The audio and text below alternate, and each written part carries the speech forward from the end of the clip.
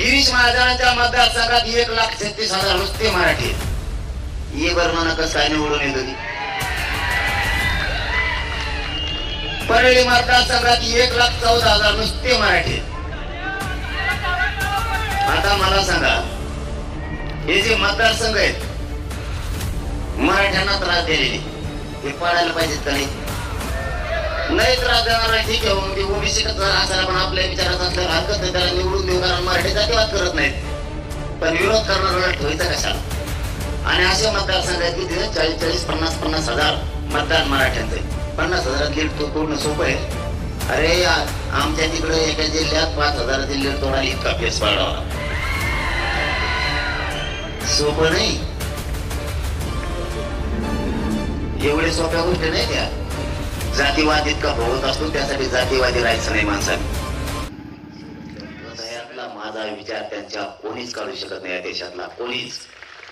मी नुसतं तिकडून सांगितलं नाव घेऊन याला पाडाचे पाडाच.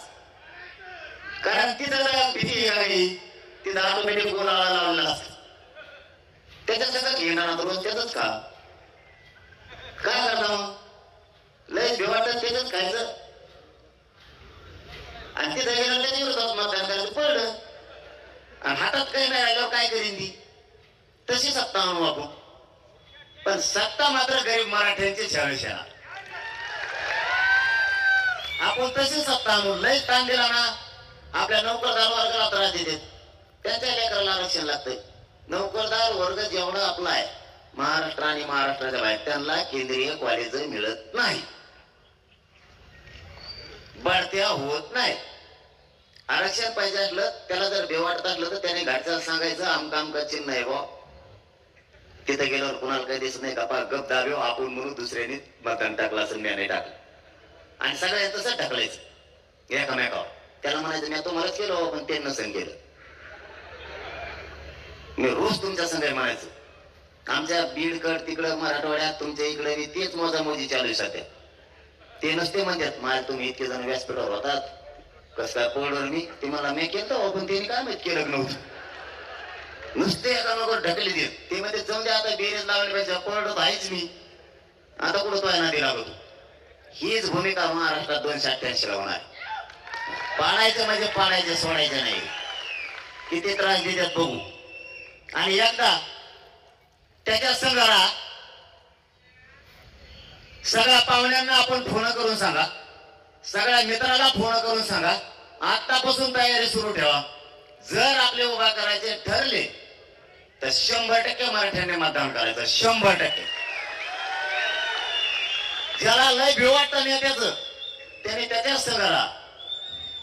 पण मतदान करायच्या दिवशी जो आपला उमेदवार आहे मराठ्यांची शान वायाला जाऊ देऊ नका. मराठ्यांची शक्ती वाढली पाहिजे.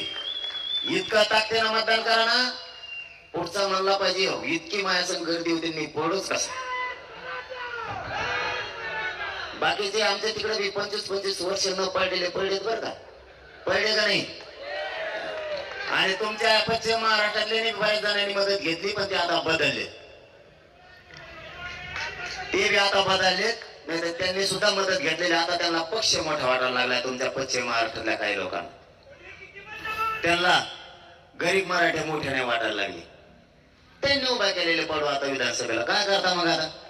पण तुम्हाला पश्चिम महाराष्ट्रात, विदर्भात, मराठवाड्यात आणि खानदेशात 100% सीट पडलेली दिसते ना. शब्द माझा सातारा नगरी.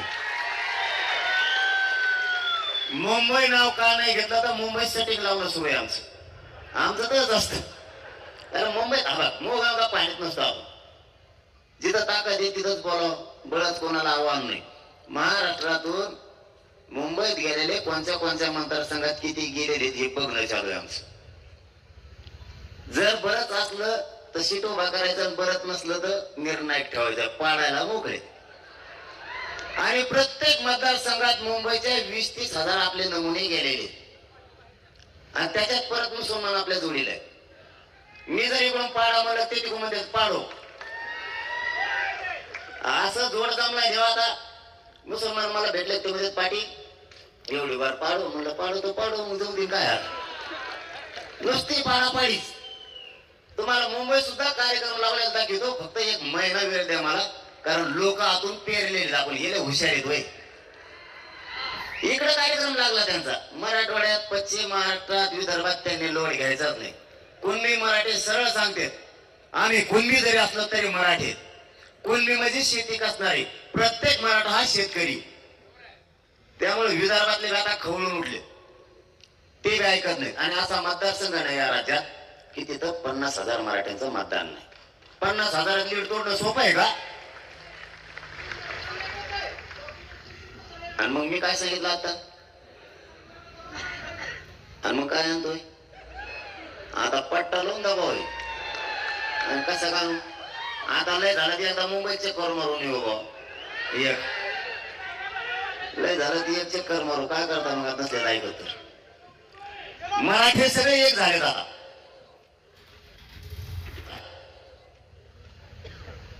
गिरीश महाजनांच्या मतदारसंघात 1,36,000 नुसते मराठी. ये बर्माना कसं काय निवडून येत होती. परळी मतदारसंघात 1,14,000 नुसते मराठी. आता मला सांगा, हे जे मतदारसंघ आहेत मराठ्यांना त्रास दिलेले, हे पाडायला पाहिजेत का नाही? नाही त्रास देणार ठीक आहे, मग ते ओबीसी असायला पण आपल्या विचारात असल्यावर हरकत नाही, त्याला निवडून देऊ, कारण मराठी जातीवाद करत नाहीत. पण विरोध करणाऱ्याला ठेवायचा कशाला? आणि असे मतदारसंघ आहेत की तिथे 40-40, 50,000 मतदान मराठ्यांचे. 50,000 लीड तोडणं सोपं आहे? अरे आमच्या तिकडे एका जिल्ह्यात 5,000 लीड तोडायला इतका केस पाडावा, सोपं नाही. एवढे सोप्या गोष्टी नाही त्या. जातीवाद इतका भोवत असतो, त्यासाठी जातीवादी राहायचं नाही माणसाने. सगळं आरतीने राहत. मी तुम्हाला खरं सांगतो, मी जर म्हणलं ना त्याला निवडून आणा तरी मराठी पाडणार आहेत. हा काय म्हणणं आहे तुमचं? इतके बिघडले तिथले मराठी, ती माझ्याकडे येते. आता काय लक्ष देऊ? तुम्हाला सांगितलं ना मी, मराठ्यांच्या यांनी जरी रॅलीला लोकांना येऊ दिले, सभेला नाही येऊ दिले पश्चिम महाराष्ट्रात, मराठ्यांच्या हृदयात बसलेला मी माझा विचार तुम्ही कधीच काढू शकत नाही. मराठी घरी राहतील, पण मी नाव सांगितलेला उमेदवार तुम्हाला कोणत्या पक्षाचा असू द्या पडलेला दिसत, पडलेला दिसत. आणि तुम्हाला तो तुमच्या लेकरासाठी पाळायचा. तरच आरक्षण मिळणार, नाही तर आरक्षण मिळत नाही.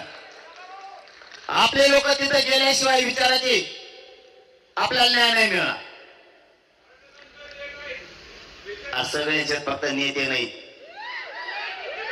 धनगर बांधवांचं आरक्षण इतकं लावून कुणीच धरलं नसेल, इतकं मिळवून धरलंय. कोण म्हणणार धनगर बांधव मराठी एक? धनगर बांधव आणि मराठा बांधव कधीच फुटू शकत नाहीत. मुस्लिम बांधव, दलित बांधव गाव खेड्यांना कधीच फुटू शकत नाही. 12 बलुतेदार सुद्धा नाही.